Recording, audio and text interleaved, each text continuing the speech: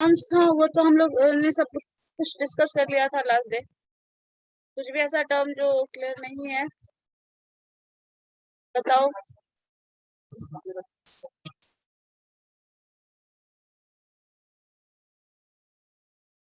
पूछोगे तुम लोग नहीं, फिर मेरे पास बहुत क्वेश्चन है पूछने के लिए।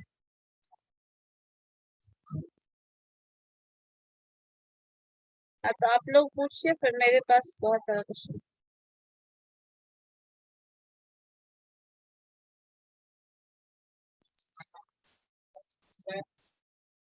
बताइए, किसी को कुछ भी पूछना है? म्यूचुअली एक्सक्लूसिव और म्यूचुअली एग्जॉस्टिव में डिफरेंस क्लियर है?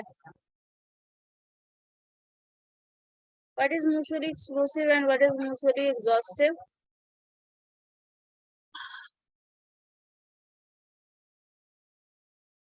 Tell me. सब शांत क्यों बैठे हो?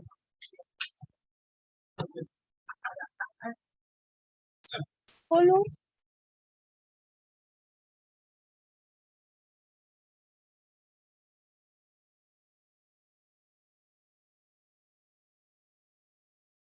The probability, find the probability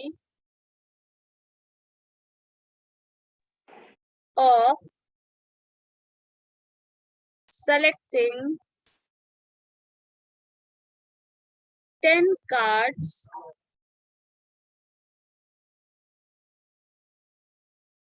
find the probability of selecting 10 cards in which two are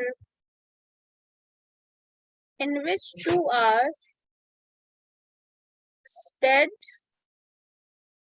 3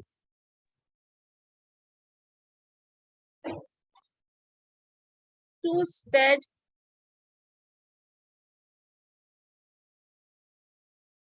3 club and 8 diamond. एक मिनट, 8 नहीं, 3 5 diamond. बताओ तो क्या होगा, जल्दी से सॉल्व करके बताओ। You have to select 8 cards. You have to find the probability of selection of 8 cards in which 5 are spread, 5 are diamond, 2 spread and 3 club. चलो बताओ जल्दी से।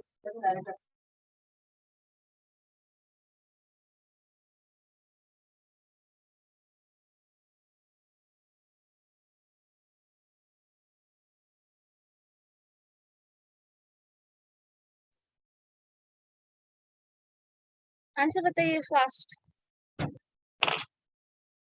ये क्वेश्चन मैंने इसलिए दिया है कि कुछ दिन पहले हम लोग कॉम्बिनेशन पढ़े थे ना, परमुटेशन कॉम्बिनेशन पढ़ चुके हैं, तो उससे रिलेटेड प्रोबेबिलिटी है। सो बताओ जल्दी से।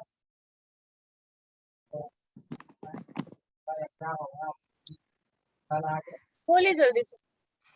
10/13 10/30 13 13 क्यों बताओ तो जरा। 10/13 क्यों होगा?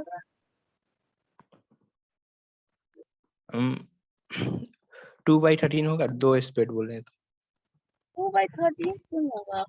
2/13 स्प्रेड का सिलेक्शन है। देखो ये जो 2/13 सॉरी मैम, 13C2 होगा। 13C2 प्लस 13C3 प्लस 5 नहीं, मल्टीप्लिकेशन होगा ना साथ में। हाँ मल्टीप्लिकेशन 13 कॉम्बिनेशन 5। मतलब ये होने वाला है कि 13 स्प्रेड कार्ड में से यू आर सेलेक्टिंग 2 कार्ड्स, जो हम लोगों ने कुछ दिन पहले ही पढ़ा था कॉम्बिनेशन में। तो you have to select 2 cards from spread, so that will 13C2। Next में आ जाओ, बचा क्या है हमारे पास? 3 क्लब्स है, जो कि कहाँ से आने वाले हैं? 13 क्लब में से 6 क्लब आप ले रहे हो, 3 क्लब ले रहे हो, so that is this one. Multiplication, next card कौन सा है? 5, और 5 डायमंड होगा, डायमंड भी 13 ही होता है, सो 13C5 डिवाइडेड बाय, चलो बताओ क्या होगा डिवाइडेड बाय 52 combination 10. 52 कॉम्बिनेशन 10, बस यही होगा, यही हमें सॉल्व करके लाना था। 10 कार्ड्स का सिलेक्शन करना है तो प्रोबेबिलिटी ऑफ सिलेक्शन ये कॉम्बिनेशन बेस में चला जाएगा, और जिस तरह से हम सिलेक्शन कर रहे हैं स्प्रेड का कर रहे हैं तो ये वाला पोर्शन, नेक्स्ट ये वाला पोर्शन और लास्ट ये वाला पोर्शन, तो ये तीनों के कॉम्बिनेशन से बना है क्या प्रोबेबिलिटी ऑफ सेलेक्टिंग 10 कार्ड्स, और 10 कार्ड्स का कंपोजिशन जो है वो यहाँ पे दिया हुआ है, इसके बेसिस पे 10 कार्ड सेलेक्ट कर रहा है। अगर सिंपली क्वेश्चन में ये रहता probability of selection of 10 cards only, तब क्या करते? क्वेश्चन में ये सब नहीं दिया रहता, ये सारा कुछ भी इंफॉर्मेशन सब हटा दो, कोई इंफॉर्मेशन नहीं है, only probability of selection of 10 cards, तब क्या लिखते हैं? 52C10। 2C10, 52C10 नहीं, 52C10 एक टोटल कॉम्बिनेशन है ना, 10 कार्ड्स का सिलेक्शन करना है।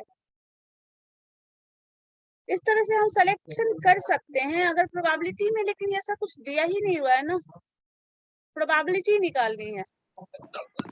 ये 10/52 तरीका है 10/52, 10 कार्ड सेलेक्ट करना है 52 में से, सो ये आपका ये तरह का आ जाएगा। सिलेक्शन करने का वे है वो ये है, ठीक है, हम कितने तरीके से सेलेक्ट कर सकते हैं ये यहाँ पे दिया है, लेकिन अगर सिंपली कोई बोल जाए 10 कार्ड उठा के लेके चले आओ, चलो रखा हुआ है यहाँ पे, आप क्या करोगे? कोई भी 10 कार्ड उठा के ला रहे हैं तो उसकी probability selection of 10 cards out of 52, ये सिंपली ये हो जाएगा। लेकिन अगर कंपोजिशन कार्ड का दे दिया है लाइक ऐसा कुछ, तब आपको ये पूरा सॉल्व करना पड़ेगा, तब आपका आंसर ऐसा कुछ होने वाला है, ये वाला पूरा। लेकिन अगर कंपोजिशन नहीं दिया है, ऐसा कुछ कंडीशन नहीं दे दिया है, क्राइटेरिया डिवाइड करके नहीं दिया है, तब आपको सिंपली ये बताना है, मतलब ये है probability of selection of 10 cards out of 52 cards, ये हो जाएगा। ठीक है, क्लियर है? इंफॉर्मेशन क्या क्या दिया जा रहा है उस पर डिपेंड करता है आपका प्रोबेबिलिटी क्या आने वाला। अगर कोई कंडीशन नहीं है, कोई कंडीशन इम्पोज नहीं किया गया है तो सिंपली ये हो जाएगा, अगर कंडीशन इम्पोज है तो ये आएगा, आप जो भी कंडीशन इम्पोज है उसके अकॉर्डिंग सॉल्व करो। ठीक है, चलिए इसके बाद अब मान लो probability of, find the probability, question लिखिए तो, find the probability of getting the same number, find the probability of getting the same number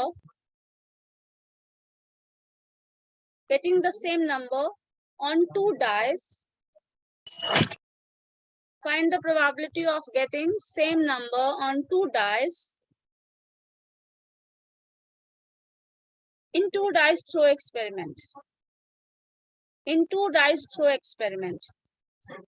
क्या किया गया है? 2 डाइस थ्रो किया गया है लाइक ऐसा कुछ, और डाइस का जो आपका आउटकम है वो पता है, दैट इज 1 2 3 4, यही आने वाला है। एग्जॉस्टिव केसेस जिसको बोल रहे हैं, total number of exhaustive cases for first dice, and यही चीज हो जाएगा for second dice. So 1 2 3 4 5 and 6। अब यहाँ पे क्या बोला जा रहा है कि आप डाइस थ्रो करोगे तो दोनों डाइस थ्रो करने के कॉम्बिनेशन से जो भी रिजल्ट आ रहे हैं उसमें नंबर्स जो आने चाहिए सेम आने चाहिए, लाइक ऐसा कुछ 1 1, ऐसा सेम नंबर इसी को बोलोगे ना, दोनों डाइस पे एक ही नंबर आया है। सेकंड डाइस पे क्या कर रहे हैं, उस पे भी नंबर सेम आया है लाइक 2 2, नेक्स्ट पे मान लीजिए 3 3, लाइक ऐसा कुछ आ रहा है। ऐसे नंबर्स आने की प्रोबेबिलिटी क्या होगी बताइए तो जरा। 1/2। 1/2 क्यों, कैसे ऐसा करके कैलकुलेट 6 बार, ऐसा करके 6 बार होगा ना? ऐसा करके तो 6 बार हो जाएगा, मतलब आपका ये जो कॉम्बिनेशन और टोटल पॉसिबल आउटकम है वो क्या होगा? तो वो ये 4 4 5 5 तो आ गया, कोई दिक्कत नहीं है इसमें, ये तो 6 मिल जाएगा कॉम्बिनेशन। ठीक है, तो 12 होगा ना मैम? 12 होगा, टोटल 12 क्यों होगा? 36, क्योंकि हाँ 36 होगा, क्योंकि ये दोनों आपस में मल्टीप्लाई होता है ना। कल ही मैंने बताया था क्लास में, जो प्रोबेबिलिटी ऑफ, याद है जजेस का मैंने किया था, जो इंटरव्यू के लिए कहा था, आपके पास हेड टेल का कॉम्बिनेशन है, इसमें probability of selection is what 1/2। Next में आ जाएगा एक और जज आ रहा है तो क्या हो जा रहा है, दोनों का प्रोडक्ट मल्टीप्लाई हो जा रहा है ना, कॉम्बिनेशन। इसके बेसिस पे करते हो सिर्फ 2 कॉम्बिनेशन आता है, दूसरा हेड टेल आ जाता है तो कितना आता है 4 हो जाता है, ये दोनों आपस में मल्टीप्लाई हो जा रहा है। थर्ड आ जाता है तो क्या होता है, थर्ड हेड टेल मल्टीप्लाई करके देखो कितना आ रहा है, 4 2 जा 8, तो मल्टीप्लाई हो रहा है ना आपस में। तो यहाँ पे ये जो 6 6 का कॉम्बिनेशन है, ये दोनों आपस में मल्टीप्लाई हो जाएगा। और आउटकम जो आ रहा है आपका, जो फेवरेबल केसेस है वो क्या है, ये है। तो 6/6, इसमें कितने नंबर ऑफ एलिमेंट्स है, 6, इसमें भी 6 है, सो 6 into 6, 36. so 6/36 is the probability. आपने ये बताया, सब बहुत सही बताया है, ये कॉम्बिनेशन जो है वो 6 आ जाएगा, ठीक है। लेकिन टोटल पॉसिबिलिटी क्या होगी, ये टोटल मल्टीप्लिकेशन के बाद जो रिजल्ट आ रहा है वो पॉसिबिलिटी है। सो 6 into 6 जो टोटल पॉसिबिलिटी है वो है, और ये आपका ये टर्म आ रहा है। यहाँ पे याद करो, अगर ये वाला टर्म थोड़ा कंफ्यूजिंग लग रहा है तो जब हम लोग इसको सॉल्व करते थे, क्लास से भी किए हैं, बहुत पहले भी किया हुआ है, head tail, tail head,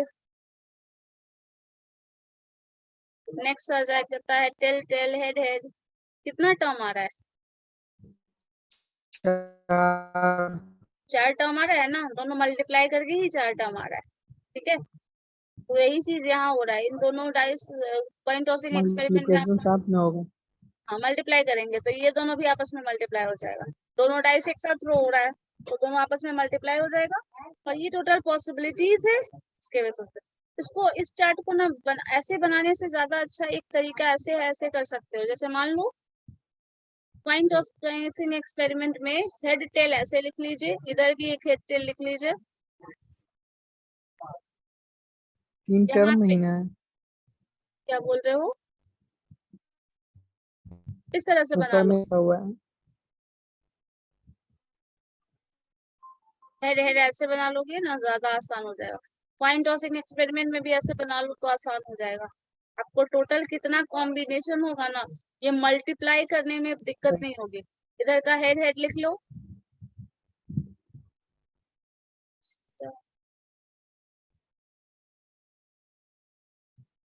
head head head tail 2।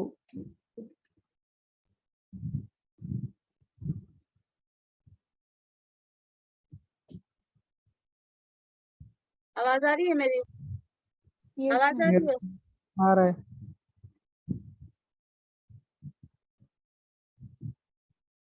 ठीक है। अब देखो यहाँ पे टेल हेड, ये मल्टीप्लाई करने के लिए कभी भी करना हो ना तो ज्यादा आसान होगा। यहाँ पे तो 2 वाले केस में दिक्कत नहीं होती है, अगर डाइस थ्रोइंग एक्सपेरिमेंट में इसी तरह करोगे तो पूरा लिख लो इधर 1 2 3 4 ऐसे। इनिशियल लेवल पे जब आप सीख रहे हो तब इसकी जरूरत पड़ेगी, ऐसे बहुत ज्यादा जरूरत नहीं पड़ती है।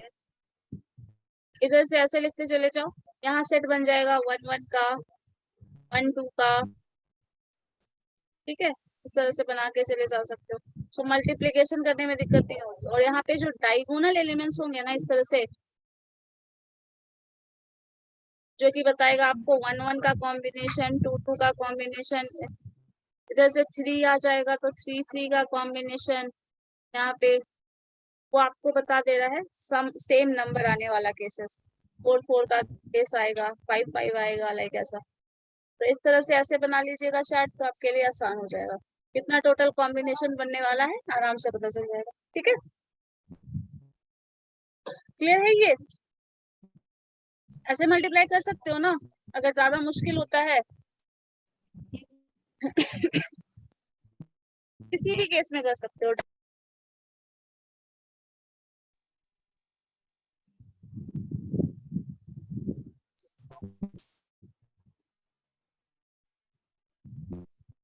चलो समझ आ गया वो, बताइए वो ma'am. point clear है, ठीक है। एक क्वेश्चन बनाओ तो फिर से, find the probability of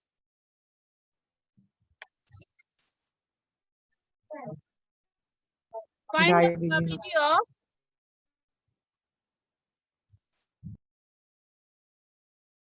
arranging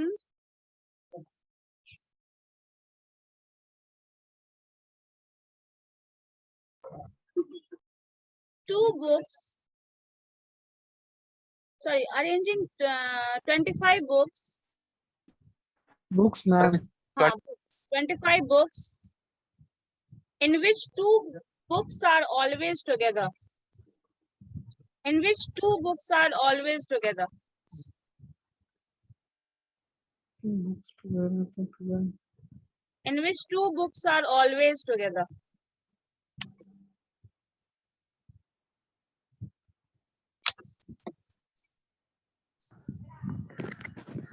$24 factorial into 2 factorial.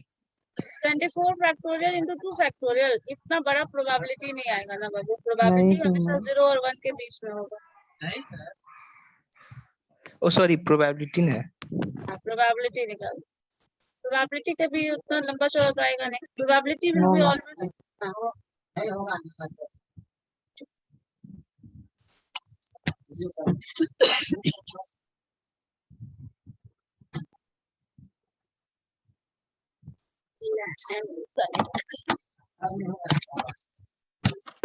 Waiting में है मैम कोई। रेटिंग वाले को मैंने एक्सेप्ट कर लिया. हाँ, ओके. वेटिंग में. नेटवर्क इशू की वजह से दिखा रहा हूँ. सबको एडमिट किया हुआ है.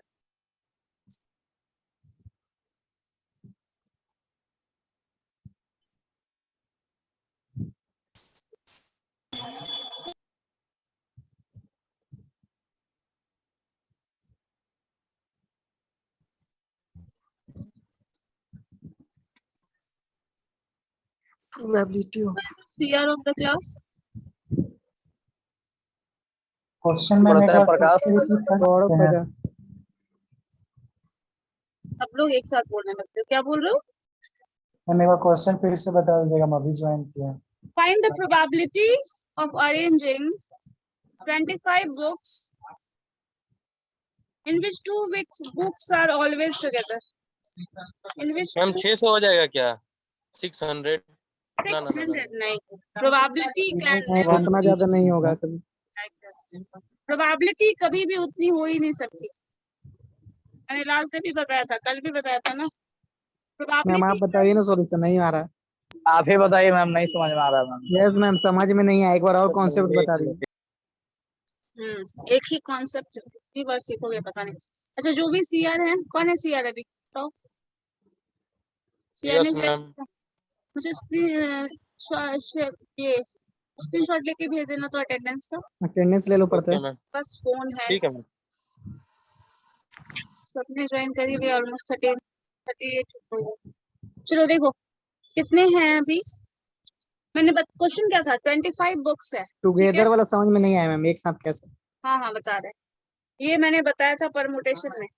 25 बुक्स है, उसको अरेंज करना है सीक्वेंस में. मान लो सीक्वेंस में वो अरेंज है लाइब्रेरी में, आपके घर के बुक्स ऐसा. और कोई 2 बुक है जो हमेशा साथ में रहेगा. कोई 2 बुक अगर हमेशा साथ में रहेगा तो ये 25 जो है वो किस तरह से डील हो जाएगा? 24 में कन्वर्ट हो जाएगा. माइनस हो जाएगा. यस. ये बताओ, होगा ना? तो जो हमारे पास तरीका है रखने का वो क्या हो जाएगा? 24 फैक्टोरियल, क्योंकि वो 25 फैक्टोरियल था और वो कितने में आ जाएगा? 24 फैक्टोरियल. एक कम हो जाएगा. और वो जो 2 बुक आपके पास रिमेनिंग है वो कितनी तरह से अरेंज हो सकता है? 2 फैक्टोरियल वे में. बोलो, ये याद है या नहीं? परमुटेशन में मैंने बताया था. No ma'am. ये भी याद मैम नहीं. दो कैसे हो बुक को जाएगा? 25 बुक में साइड करेंगे मैम तो 23 होगा मैम. 23 हो जाएगा. क्यों? 2 जैसे बुक हटाएंगे तो 23 होगा ना. नहीं, नीचे ना 23 होगा, ऊपर में वो बता रही हैं जैसे 24 हो गया, 2 फैक्टोरियल हो गया, पहले बताई हुई हैं. 24 हुआ कैसे, फिर से 24 बता कैसे दीजिए. होगा? अच्छा, रुको होल्ड करो. सब आपस में मत डिस्कशन शुरू करो. सीमेज वाला याद है? एक बार पूछे थे. कितनी सीमेज याद है? Yes ma'am. याद होना ही चाहिए.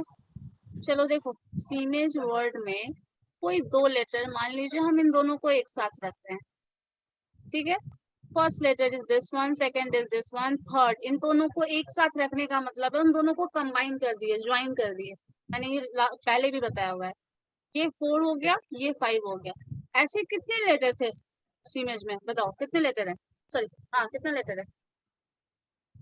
कितने इमेज लेटर में का वर्ड है? 6 है। 5 ऐसे जनरली वो 5 6 होगा है। ना। तो अब क्या हो गया? वो 5 हो गया। yes पहले से कितना था? 6 6 था। है। अब कितना हो गया? 5। तो इसको कितने तरीके से अरेंज कर सकते हो? 5 फैक्टोरियल वे में इसको अरेंज किया जा सकता है। yes ma'am और ये दोनों जो m और a है, इसको क्या a और m नहीं लिख सकते हैं? 2 फैक्टोरियल हो जाएगा उसमें। क्योंकि दोनों साथ में है। तो दोनों साथ में होने का मतलब ये भी है, ये इंटरचेंज कर सकता है प्लेस। अभी भी तो दोनों साथ में ही है। तो ऑलवेज टुगेदर का कॉन्सेप्ट यही है कि m और a हो तो a और m दोनों सेम ही है। तो इन दोनों वर्ड को 2 फैक्टोरियल वे में लिखा जा सकता है। yes ma'am 6 लेटर को 6 फैक्टोरियल वे में लिखा जा सकता है। 5 लेटर को 5 फैक्टोरियल वे में लिखा जा सकता है। तो क्या 2 लेटर को 2 फैक्टोरियल वे में नहीं लिखा जा सकता? और एकदम ये लिखा जा दोनों सकता है मैम। और ये दोनों इस तरह से आ जाएगा। यही रिजल्ट है इसका। ठीक है, 5 फैक्टोरियल इंटू 2 फैक्टोरियल। ये सी में जो वर्ड को लिख रहा है, कब होगा ये? तब है जब m और a जो वर्ड है वो लेटर है, वो दोनों हमेशा साथ में रहेगा, तब। ये तरीका है लिखने का। अब इसी तरह अभी जो क्वेश्चन था 25 बुक्स, तो 25 बुक्स है, उसको 25 फैक्टोरियल वे में लिखा जा सकता है। ठीक है, रखा जा सकता है, अरेंज किया जा सकता है। और उसमें से क्या कहा जा रहा है? 2 बुक हमेशा साथ में रहेगा। हमेशा साथ में रहेगा तो वो जो 25 है वो कितना हो गया?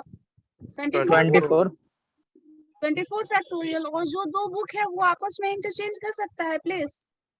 yes ma'am तो कितने तरीके से करेगा?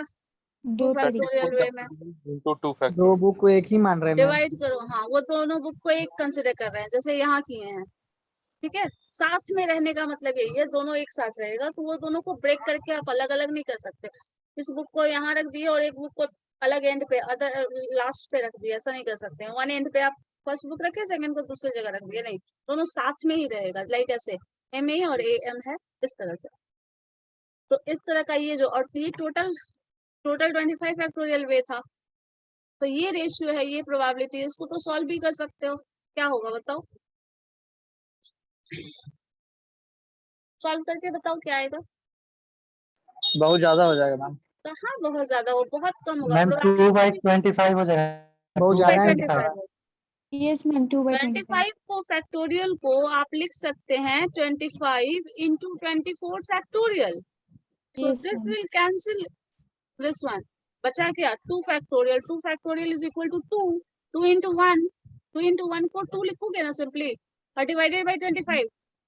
2/25, 2/25 कितना आ गया? ज्यादा है? 12 पॉइंट। मैम ये 12 डेसिमल, मैम फैक्टोरियल का आंसर डेसिमल में नहीं ना आता है मैम। कहाँ ये डेसिमल में आया हुआ है? प्रोबेबिलिटी का कहाँ 12 पॉइंट आएगा ना मैम। 2 से 25 मैम कट जाएगा, डिवाइड हो जाएगा मैम। नहीं, 12 दूनी 24 होगा। कहाँ दिमाग तुम लगा रहे हो? देखो, ये जो 2 फैक्टोरियल है इसका आंसर कभी फ्रैक्शन में नहीं आएगा। ये जो 5 फैक्टोरियल इसका आंसर कभी फ्रैक्शन में नहीं आएगा। 25 फैक्टोरियल का आंसर कभी फ्रैक्शन में नहीं आएगा। इस फैक्टोरियल का कभी आंसर नेगेटिव फ्रैक्शन में नहीं आ सकता, फ्रैक्शन में या नेगेटिव नहीं आ सकता। लेकिन प्रोबेबिलिटी जो है वो तो फ्रैक्शन में आ सकता है ना। तो आप फैक्टोरियल का काम कहाँ तक था? सिर्फ यहीं तक था। यहाँ से तो नंबर मिल गया हमें। बोलो, yes ma'am अभी जिनका फैक्टोरियल क्वेश्चन था पहले उनको बोलने ऐसे दो। नहीं बना सकते हैं बिना फैक्टोरियल। बिना फैक्टोरियल के कैसे बनाएंगे? अरेंजमेंट है ना, अरेंजमेंट से प्रोबेबिलिटी को एसोसिएट किया हुआ है। तो अरेंजमेंट में फैक्टोरियल नहीं आएगा, आएगा ही ना। यहाँ से शॉर्टकट फैक्टोरियल में मत जाओ है ना। हम लोग 10th में पढ़े थे तो फैक्टोरियल नहीं। 10th में पढ़े थे, तो 10th में बहुत कुछ ऐसा पढ़े नहीं। अभी बहुत कुछ ऐसा पढ़ रहे हैं जो 10th में नहीं पढ़े थे, सुने भी नहीं होंगे, है या नहीं? 10th में फैक्टोरियल की यस मैम। जरूरत नहीं पड़ती थी, क्योंकि अरेंजमेंट का क्वेश्चन नहीं आता था। 10th में परमुटेशन अलग चैप्टर था, कॉम्बिनेशन अलग चैप्टर था, प्रोबेबिलिटी अलग चैप्टर था। यहाँ पे तीनों कंबाइन कर दिया गया। सेट थ्योरी भी अलग होगा, सेट थ्योरी भी मिक्स हो जाता है प्रोबेबिलिटी में। ठीक है, इस सब का कॉम्बिनेशन बन गया यहाँ पे। और देखो, प्रोबेबिलिटी का प्रोबेबिलिटी छोड़ दो, यहाँ पे फैक्टोरियल अप्लाई नहीं हो रहा है, क्योंकि फैक्टोरियल यहीं तक था। यहाँ तक आप जो सॉल्व कर रहे थे ना, इसी में फैक्टोरियल था। यहाँ से नंबर आ गया है। अब नंबर तो फ्रैक्शन में हो सकते हैं, प्रोबेबिलिटी में पॉइंट में भी हो सकता है। प्रोबेबिलिटी हमेशा पॉइंट में ही होता है बाबू, कभी भी प्रोबेबिलिटी जो है नेगेटिव ना मैम, नेगेटिव नहीं होता। Probability can never be negative and probability जो भी है ये आपका हमेशा मोर देन 1 भी नहीं होगा। ये याद करो एकदम, जितना अपना नाम और पता एड्रेस याद है ना वैसे ही इसको याद कर लो। प्रोबेबिलिटी के केस में 0 से नीचे भी कुछ नहीं जाएगा, 1 से ज्यादा भी नहीं आएगा। 1 से ज्यादा अगर प्रोबेबिलिटी किसी भी क्वेश्चन को सॉल्व कर रहे हैं और मान लो अगर आपका आंसर आ जाता है 1 से ज्यादा 1 पॉइंट समथिंग, तो सबसे पहले समझ लो कि कुछ ना कुछ गड़बड़ किए हो, जाके पहले उसको रेक्टिफाई करो फिर सॉल्व करो आगे, क्योंकि 1 से ज्यादा प्रोबेबिलिटी नहीं आएगी। और 1 तब आएगी जब वो सर्टेन होगा, जो कल मैंने बताया था हेड हेड वाला 16 का सिक्का बोला था ना, हेड हेड दोनों आउटकम है। अगर दोनों ही केस आ रहा है लाइक ऐसा कुछ हो रहा है तभी प्रोबेबिलिटी 1 होगी। इस केस में प्रोबेबिलिटी हमेशा 1 होगी। Probability of coming head is equal to 1, ये हमेशा 1 ही होगा। अगर इस केस में बात कर रहे हैं तो टेल टेल की बात कर रहे हैं तो प्रोबेबिलिटी ऑफ कमिंग टेल 1 हो जाएगा। मैम जिसका 2 डिवाइडेड बाय 25 का मैम प्रोबेबिलिटी तो मैम 1 से ज्यादा है मैम, 12.5। 12.5 है। यस मैम, हमको तो भी मैम 1 से तो ज्यादा है। अच्छा एक बात बताओ, 2/25 12.5 किसका आ रहा है, किस मैथमेटिशियन का आ रहा है, tell me. Hrithik Kumar mathematician. मैंने 25/2 नहीं कहा है, 2/25 का है। ध्यान से देखिए इन दोनों में अंतर। यस मैम 0.08 होगा। 0.2 आएगा। वो 25 इधर बार मैम से 0 पॉइंट छोटा हो जाएगा, 25वां इसको हिस्सा हे होगा। भगवान, हम समझ गए तुम लोग मैथ्स का टांग हाथ तोड़ने वाले। Yes ma'am. अच्छा 2/20 है। तब से नहीं दिख रहा था। 0.4 या 0.04 आएगा। 0.8 आएगा मैम। तब अगर तो इस जीरो तरह में से जाएगा ये। 0.8 तब भी 0 नहीं में आ आएगा मैम। सकता है, 0.00 आपका टर्म आएगा जो। 0.08। हाँ ठीक है, समझ आया अब। कभी यस भी मैम। नहीं आएगा तो कम से कम कंक्लूडिंग स्टेटमेंट याद रखोगे ना, तो आपको लग रहा होगा। अगर मान लो आपको अभी भी यही सपना आ रहा हो कि ये ज्यादा आ रहा है, लाइक ऐसा क्वेश्चन, मतलब सारे फैक्ट्स अलग अलग याद हैं, तो अगर आंसर आपको ऐसा दिख रहा है तो ये चीज दिमाग में हिट करेगा ना कहीं, तो आपको पता चल जाएगा कि ये आंसर गलत है। ठीक है, इसलिए ये नोट करके कहीं लिख लीजिए। 2.5 ये एक्सट्रीम कंडीशन है जब 1 आता है। मान लो अगर इसमें इसी क्वेश्चन में पूछ दिया जाए प्रोबेबिलिटी ऑफ कमिंग टेल क्या होगा, बताओ। टेल आने का प्रोबेबिलिटी क्या है, टेल मी एनीवन। हेड है, जीरो।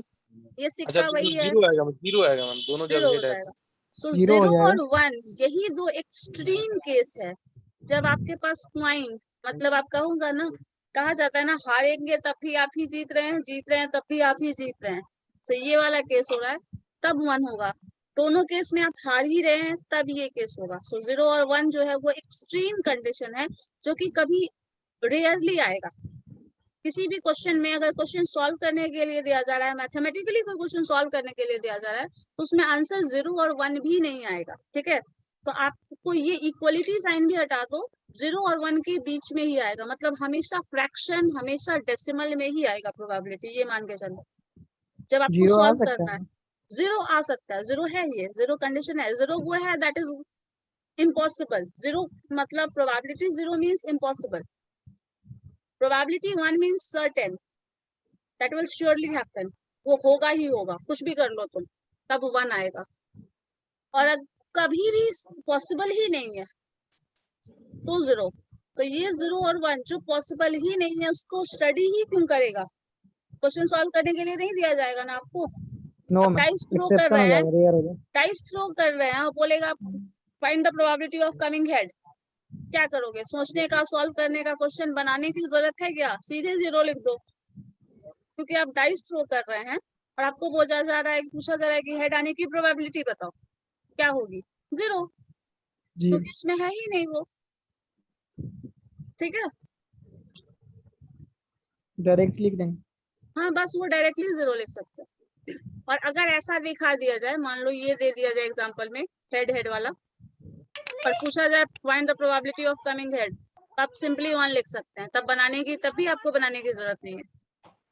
मान लो डाइस थ्रोइंग एक्सपेरिमेंट में सारे डाइस पे 6 ही लिखा हो, 1 2 3 4 की जगह बाय मिस्टेक सब पे 6 ही लिखा हो, तब क्या होगा? प्रोबेबिलिटी ऑफ कमिंग 6 क्या होगी? 1, क्योंकि 6 के 1 सिवा 1 कुछ और ही आएगा ही नहीं, कुछ और है ही नहीं तो आएगा कहाँ से? ये है वो।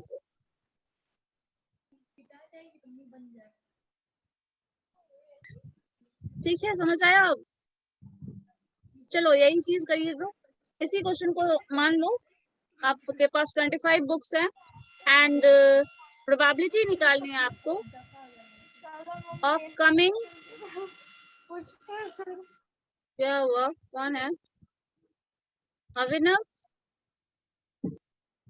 किसकी तरफ से भी आवाज आ रही थी? चलो लिखिए तो question. Find the probability of coming, find the probability, coming अभी छोड़ो, find the probability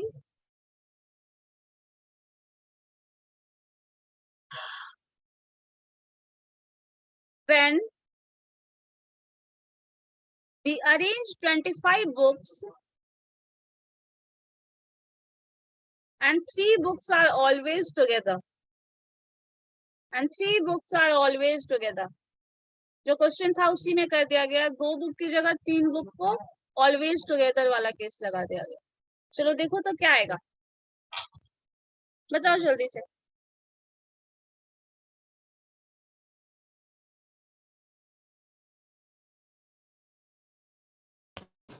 24 factorial into 3 factorial by 25 factorial 24 और 2 के फैक्टोरियल क्यों होगा बाबू, ये बताओ पहले मुझे। 22 होगा ना? 23 होगा ना? तो 23 factorial into 3 by 25। 23 factorial into 3 by 25। 25 factorial नीचे में। हाँ, 25 फैक्टोरियल को ब्रेक करके देखो ना, आ जाएगा कुछ तो और नीचे भी, आ गया। हाँ, रिजल्ट भी आ जाएगा कुछ। हम जब 3 3 का कॉम्बो ले रहे हैं तो 24 तक तो जा रहा है ना, एक टाइम पे डिविजिबल हो रहा है पूरा ना, आंसर सॉल्व करना जरूरी है। फोर होना चाहिए। अच्छा एक बात मुझे बताओ, हाँ कर लो ना सॉल्व। टोटल 25 बुक है, 3 बुक एक साथ है, तो कितना होगा, कितना कम होगा ये बताओ। 25 बुक में से 3 बुक को एक साथ रखना है।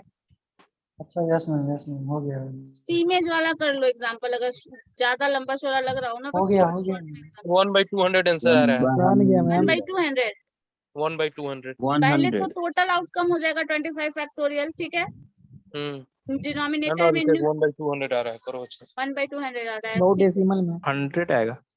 अच्छा देखते हैं, ठीक। चलो टोटल 25 फैक्टोरियल, ठीक है, टोटल आउटकम। 2/20। दूसरा है 23 फैक्टोरियल इंटू 3 फैक्टोरियल। 3 बुक्स आपस में भी अरेंज होंगे, हाँ 200 ही होगा। 3 फैक्टोरियल होगा। अब आपके पास दिस टर्म डिवाइडेड बाय ये जो है उसको लिख दो डिनोमिनेटर में, सो 25 फैक्टोरियल क्या हो जाएगा, ब्रेक करो। 23 फैक्टोरियल एज इट इज, हम इसको यहीं पे कर देते हैं। 25 फैक्टोरियल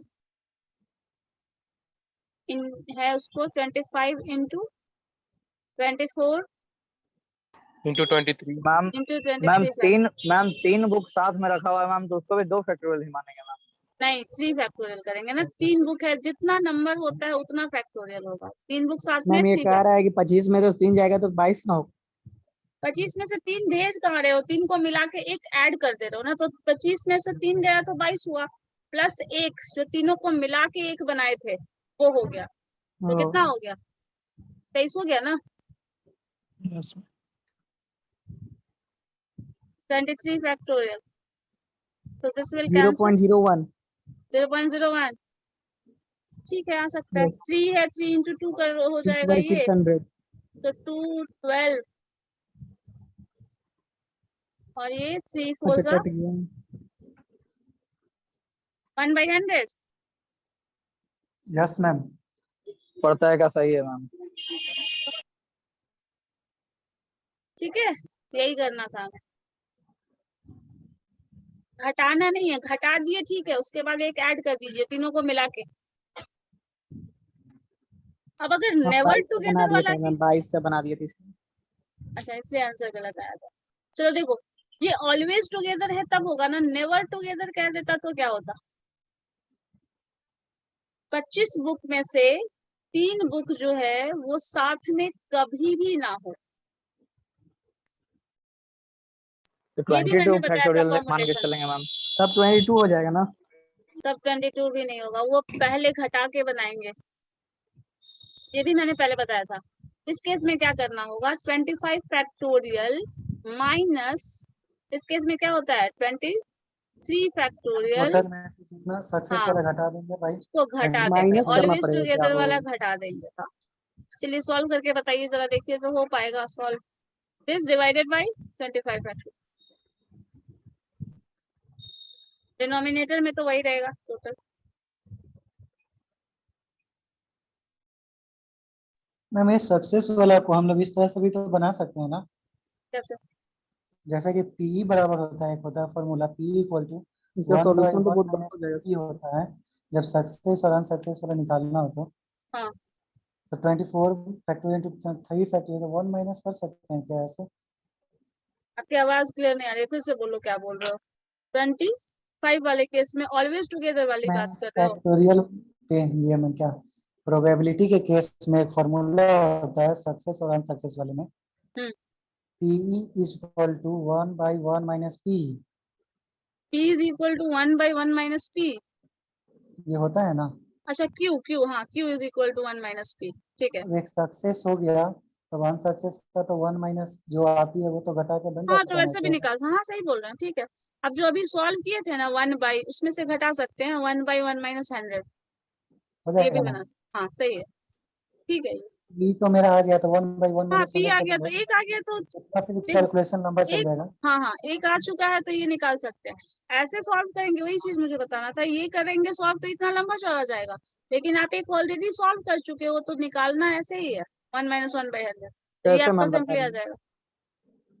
देखो, टोटल 25 फैक्टोरियल जो अभी ऑलवेज टुगेदर निकाल लिए, तो नेवर टुगेदर वाला क्या केस होगा, जो ऑलवेज टुगेदर है उसमें से घटा